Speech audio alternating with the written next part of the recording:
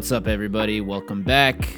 For all the new people here, welcome to the channel. I'm dropping a reaction review video every week for love featuring marriage and divorce. I give my take, I theorize, I make mediocre jokes, which, by the way, I'm very touched to see some of you actually find funny. And we all talk about the show together in the comments. So again, if you're new, feel free, join the discussion, share your opinion, talk with others, have a good time while you're here. Speaking of which, I'm so glad to see all of these strong opinions that I've been reading in the comments for these last couple videos, a real range of opinions, and honestly, I love it. It would be really boring if everyone felt the same way about everything. But alright, enough chit chat, let's get straight into episode 11.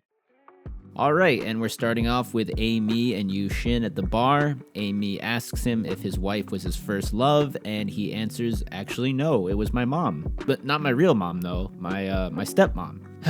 And even Amy is a little taken aback by that. She's like, how could you love your stepmom? And I'm thinking, well, Amy, how could you be okay with hitting on a married man? But I guess those are just the mysteries of life, right? And, okay, yeah, they talk, and Yushin's like, it doesn't matter if my wife knows about you. What matters is we're all happily living together as a family. Okay, I'm feeling more and more like it's Yushin's fantasy or fetish to, like, create families out of people and build family-like relationships with other people. He says he's her big brother, and later on with Pi-young says jokingly when he's drunk that he is her son and wants to roleplay like that. There's this real kind of family thing with him, and it's super weird. For all the ladies out there, would this not be a huge red flag? This guy you just met and you're talking with him at a bar, and then he's like, yeah, my first love was my stepmom. No? Nothing, Amy? Really? Not a red flag? Not a warning sign that maybe he's a little weird? No? I guess maybe the explanation for that is that she's also really weird or has some strange, messed up past. I guess that's why maybe she's not turned off by that. We'll have to just wait and see. So they just keep talking about some other bullshit, and yeah, it's like, oh, well, everybody is either A, B, or C type, but I'm not any of those. I'm so unique. I'm not like other guys. She's like, well, I'm not like other girls. And he's like, yeah, I'm so unique. I'm complex, baby. Jesus fucking Christ, I can't take this. All right, then we're back with everybody's favorite bickering older couple, and we get some comedic relief from them. The dad turns up at Sahyun's and Hye-ryung's place and tries to get his wife to come home, but she's not having it. They bicker, she's salty, he's salty, and yeah, let's keep it moving. Then we see a very quick Mr. So scene. We see a little flashback of Ga-bin seeing him and him thinking about that, and then he's on the phone with somebody who went to Singapore and can't meet up with him, although we do see in the preview at the end of this episode for episode 12 that he is talking with a young man who is basically Two-Face from Batman, by the way, and I guess this could be who he's talking to in this scene. Then we're back to Yushin and Pi-young, and he's drunk, and this is where he's saying that stuff about, I'm your baby, I'm your son. Like, he wants to role play with her. And yeah, I mean, how many signs are we gonna see that he's got some pretty deep issues? Alright, back to everyone's favorite bickering older couple, and they are still bickering. That's right. And it's nice to see the dad getting the cold shoulder and the mom letting him know how good he has it and to not take it for granted, although we know in the future that they are still pretty much the same. Quick scene with Sahyun and Hye-ryung, and nothing too crazy going on here. She's taking some pills to rejuvenate, okay? And Sahyun, he's just like a little boy. I know I said that last time, but here again we see this scene where he's asking her to get a dog, and the dialogue, what he says, his lines are literally like a kid talking to his mom. In every movie or TV show or whatever, we see the kid asking for it, and the mom's like, who will take care of it then? And the kid's like, I'll take care of it. I'll clean it and feed it. I can do this. Ugh, let's get it, please. And he's just so excited, just like a little kid. All right, the parents make up. Oh my God, these guys are a riot. It's just nonstop with them, with the socks and the music. It's basically just a circus act, but honestly it's good to have some comic relief because all this other shit, a lot of it's really stressful to watch. All right, then we've got Hye-ryung, and he's creepily researching and looking up Ga-bin online, and yes, I know he's a cheater and this is all part of him cheating, but this act right here, I mean, come on guys, we've all done this at least once. let's be honest. All right, then we're finally able to see what happened when Yushin took Amy home that night before. And honestly, guys, I'm done with them. At first, like the last video, the last 2 episodes, I just thought it was really weird and creepy and just wrong. After this episode, I've just gotten so sick of them. I'm so tired of seeing them be weird and cringy, and they've obviously both got some pretty deeply embedded issues. She seems very needy and desperate and codependent, and he's like fulfilling some sick family fantasy. Side note though, I am wondering about this jacket. Is this going to eventually come into play when maybe in the future Pyoung is going to see Amy in public in that jacket, and maybe that's how she finds out? And I'm not even covering what they're talking about because honestly I'm just so sick of it. But yeah, they hug again and whatever. And then of course he leaves in slow motion because, you know, I'm just a complex man, baby. And she's like, oh no, you're leaving? Oh. Okay, real quick, we see Hae-ryun up at 2 a.m. and he's still looking at Ga-bin's musical stuff. Si-yoon comes in, she's like, dude, what the fuck are you doing? And it's pretty easy for him to cover it up because, yeah, I'm just doing research for a musical. That's what I do. I'm the head of the music department, so this is not weird. Yep, that's what I'm doing, just working late. All right, Sa-hyun figures out his parents left, and Hae-ryun just couldn't be happier to find that out. She's like, yes, all right. And it's interesting that Sa-hyun acts like a little boy and he's so immature, because if we look at the father and the mom, that's kind of how the father is with the mother. He expects her to just take care of him all the time. All right, then we get this really short scene with this dude riding a horse, and yes, aha, it's the doctor, and I know for sure it's you. Can't fool me this time, Doc. I got sleep last night, and I know it's you. It's definitely him. And he's riding a horse. All right, cool. I know Yushin does mention in this episode that he's going to take Amy to go learn to ride horses, so maybe that's the connection there. Okay, so meanwhile, we have confirmed now that Dong-mi is an evil mastermind. But the question I have still is why? Why does she want her husband dead so bad? It would be one thing if her angle was that she just wants to get with Yushin and the husband, while he's not bad, is just in the way. But we keep getting these scenes of her being really fed up with the husband, Yushin's dad, and just not liking him at all and seeming sick of him. Later on in the episode, he's like in the bathroom and she's like, oh my god, that's all you do is poop and eat and poop. Yeah, that's what everybody does, Dong-mi. Except maybe you, because maybe you're a fucking alien? Is that where this is going? You know what? All right. I don't care if my other theories were wrong. New theory, guys. Dong-mi is an alien. Book it. Put it down. Who complains about pooping and eating? Like, we all do that, guys. You're not perfect, Dong-mi. Although, when he farts...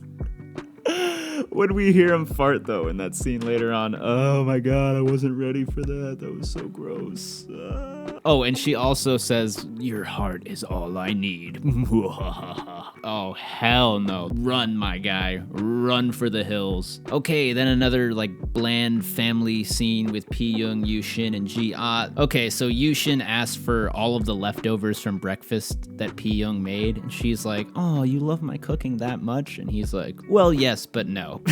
We all know that he's just gonna take that shit to Amy. And yeah, you gotta respect Yushin for this, just for the pure effort, guys. Hae-ryun has one-upped him by giving his food, the food that his wife cooked, to Ga-bin. And Yushin just couldn't stand idly by and be outdone by Hae-ryun. No, he's gotta do this too. He's gotta feed his mistress the food that his wife cooked also. You gotta respect it. He's really working hard to be your most hated character. All right, then there's the whole Sa-hyun at the gym thing. He's talking to San-won. He asks her for the recipe for her salad dressing, okay? And she notices that he has a ring, and she makes this comment like, oh, are you guys just a weekend couple then? And for a split moment, I was like, oh my god, she's noticing that he's married, and looks like she kind of cares about that. Is she gonna turn him down? But then, of course, obviously, we know this is in the past, and they're going to be a thing. At least the show gave one of the mistresses a momentary thing of, hey, I'm acknowledging that you're married. But yeah, she still goes on and gets to know him, sits with him,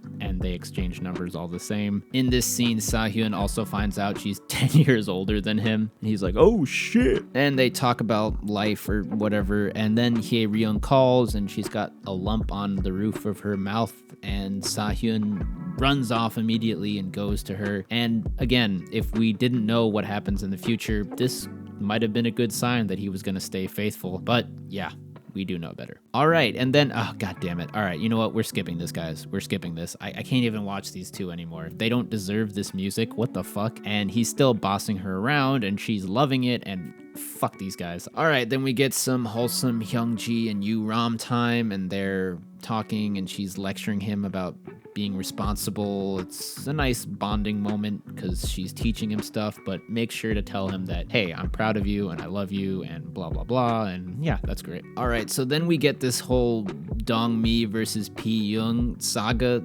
starting, and it kind of starts with, although I'm sure it started earlier than this, but in this episode, it starts with Dongmi finding out that Yushin isn't coming to dinner with the rest of the family, and I think she just kind of gets salty about that, and then proceeds to just like sabotage P-Young and her chicken that she's trying to copy from her, and insults it, and then says like, don't eat this, it's not seasoned right.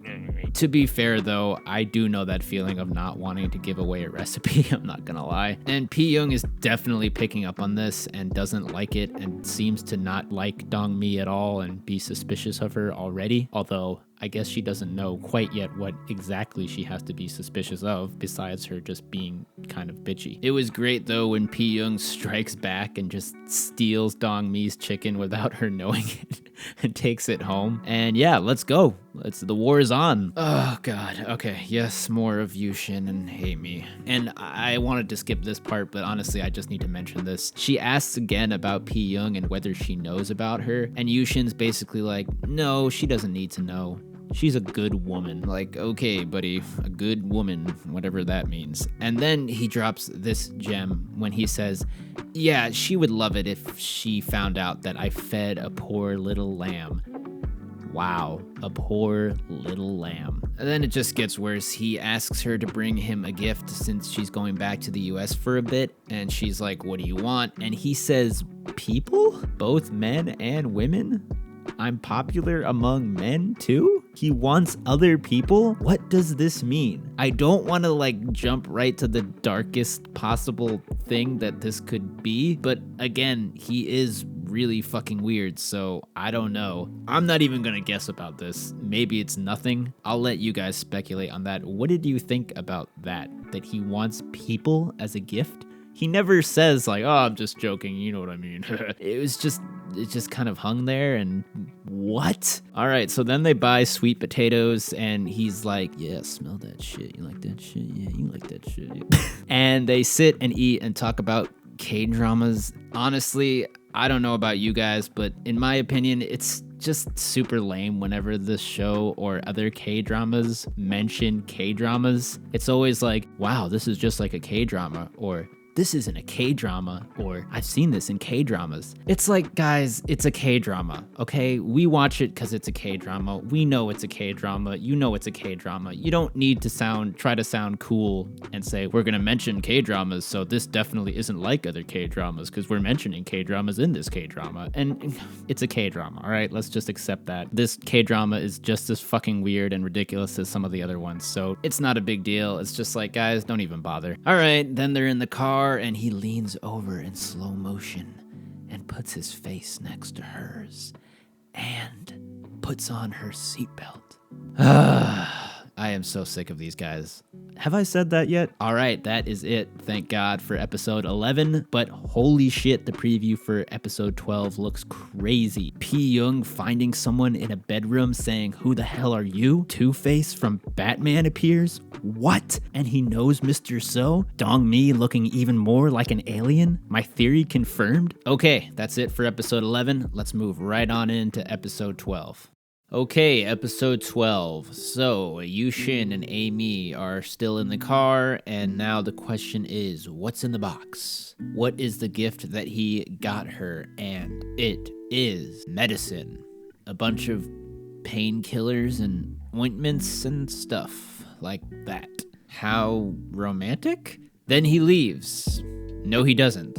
Then he says, sorry, your expectations weren't met. I guess she wanted something more romantic and sexy like underwear or a muffler. These two, some of the things they say, I don't even understand what they're, like, what are they even saying? Okay, then he hits her with the slow-mo hand grab, and then he leaves. No, he doesn't. Wait, yes, he does. All right, then we're checking out Dong-mi as she calls up Pi-young to see what was up with that chicken theft. So she kind of scolds Pi-young first about taking the chicken. Pi-young is like, all right, my bad. But Dong-mi is still pissed and then gets even more triggered when Pi-young forgets to call her mother. Then when they hang up, she goes back into her Disney villain talking to herself monologue thing. So we check back in with Amy, who is still completely under the spell of that incredibly amazing slow-mo hand grab, and also from her incredibly romantic gift. I mean, what woman wouldn't be completely seduced after getting a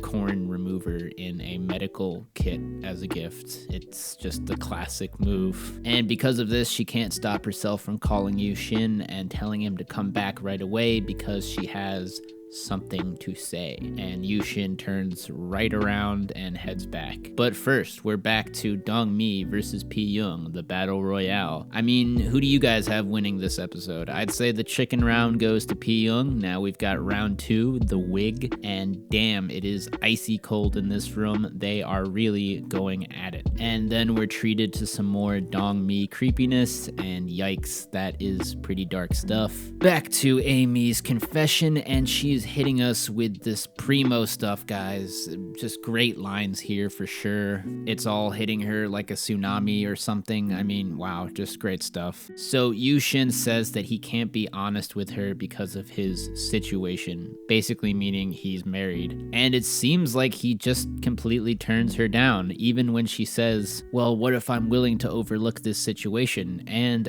you've kind of been overlooking his situation for a while now, Amy. So here's the interesting part. She walks away to go inside and he gets out of his car, and I was thinking, okay, here we go, he's gonna run to her, but no, he watches her leave, he gets back in his car, and then we see this first real evidence of inner conflict. Up until this point, Yushin has just been so smooth. He seems like he really doesn't give a shit about having an affair or going in that direction, but here it's the first time we see him have some kind of inner conflict, some kind of dilemma where he seems to be considering his marriage, his family, and the possibility of his feelings for Amy going further. It really does seem like that. Now, of course, yes, he has been creeping around. He has been what some people call emotionally cheating already, but he's never actually kissed her. He's never done the deed and gone all the way with her. And when she confesses, he was very clear in turning her down. During the rest of the episode, we see that he can't get her off his mind, and it looks like he is going to try to pursue her further, but it is interesting to see that he does initially turn her down. Does this mean we need to give him a little credit here? I don't know about that, but it is definitely interesting in terms of his entire character development. Okay, then we get a quick break from all of this shit and get a wholesome moment with Hyungji dancing for Yu Ram and their dad, Hae Ryun, to see if she's got star potential. Yu Ram is definitely digging it, and Hyungji is just vibing and doing her thing. It's actually nice to see someone literally dancing as opposed to these guys in this show just dancing around their wives with other women all the time. See what I did there? So yeah, Hae Ryun approves of it, but he's like, oh, well, you're actually more suited to be a musical actress because you can sing too. And yeah, we can see where this is going. He says the actors are very mesmerizing, and yeah, I bet they are, dude. I bet they are. So we see Pi-young and Yushin back at home, and he's saying all the right stuff to her, but he is still thinking about Amy, and he's going to continue doing this for the rest of the episode. Look, I'm not saying anybody has to change their opinion about this guy. He's obviously still pretty crazy and is definitely already emotionally cheating on his wife. But I think there's a possibility that by the time that Jeju Island airplane scene happens, they are already estranged, as in their affair is over. Now, we don't know because there's still time in between that hasn't been accounted for, where of course they might actually have a real thing going, they might actually have sex, they might make plans, whatever. If they were still a thing, if they were like planning to meet at Jeju Island, why would they run into each other so unexpectedly? Wouldn't they have planned to take different flights? It just doesn't seem like they're still romantically involved at that point. Alright, so then we continue on with the battle royale between Dong-mi and Pi-young for dominance. And Dong-mi's next tactic that she's employing, her next offensive, is whispering into her husband's ear and trying to get this narrative started that Pi-young needs to have another child for Yushin. She also complains that, oh, Pi-young is belittling me. Right, she's the one belittling you. Okay.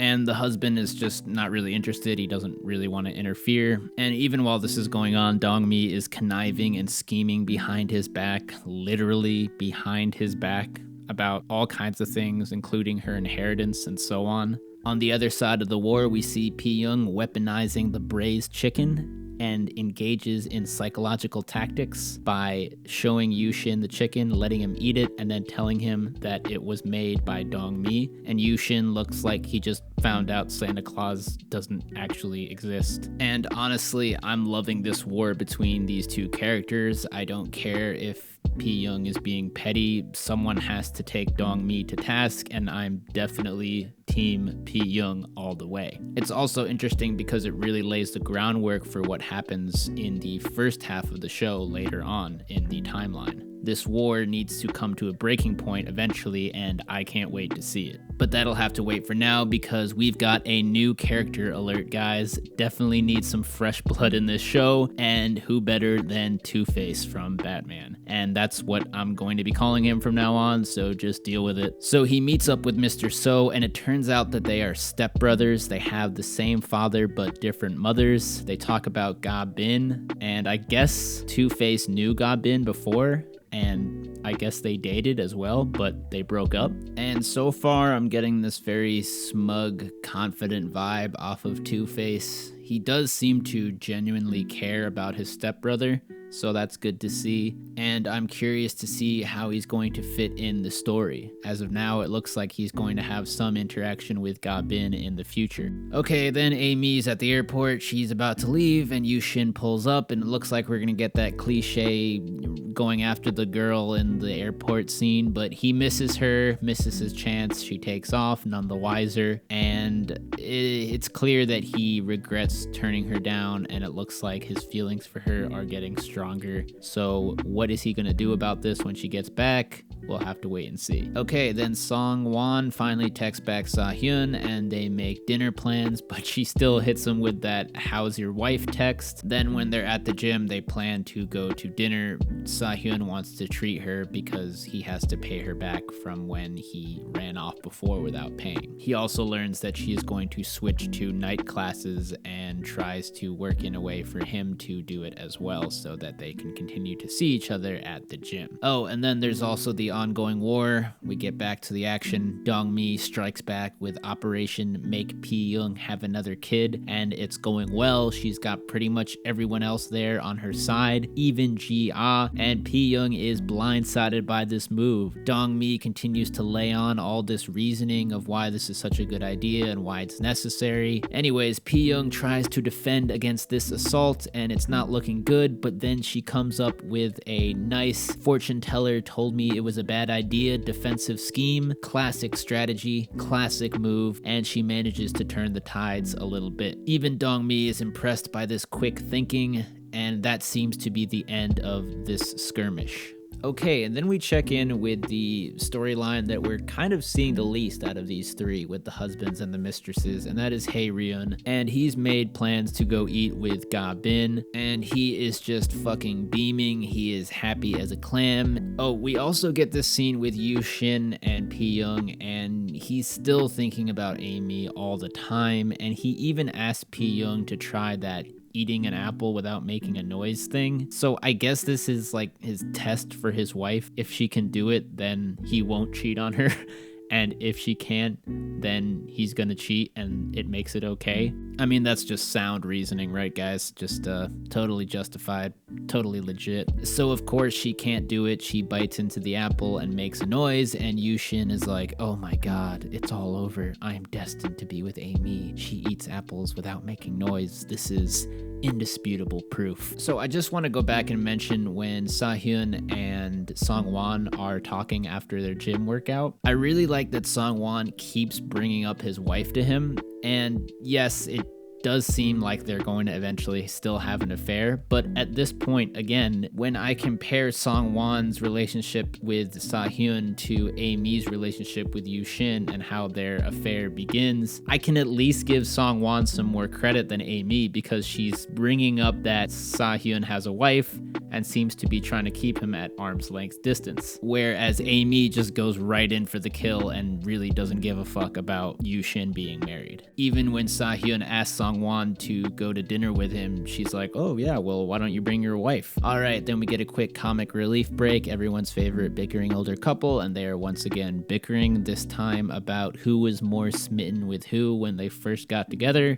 It's just quality stuff right there, guys, and we definitely needed it with this episode. We also get to see that scene with Pee-young that we saw in the preview, and she's walking into a room and it's some lady in a bed, and it was just a dream that her mom was having, and her mom is concerned that Pee-young is going to get cheated on. In fact, it looks like it's going to be a prophetic dream, so looks like she's got good intuition, but I'm still pissed that they put this in the preview as if it was going to be a real thing. Okay, so now the main date scene with Sahyun and Songwon. They talk about what he does for a living and then eventually get around to him wanting a child and Hye-ryung not wanting one. Songwon says, hey, just try talking her into it.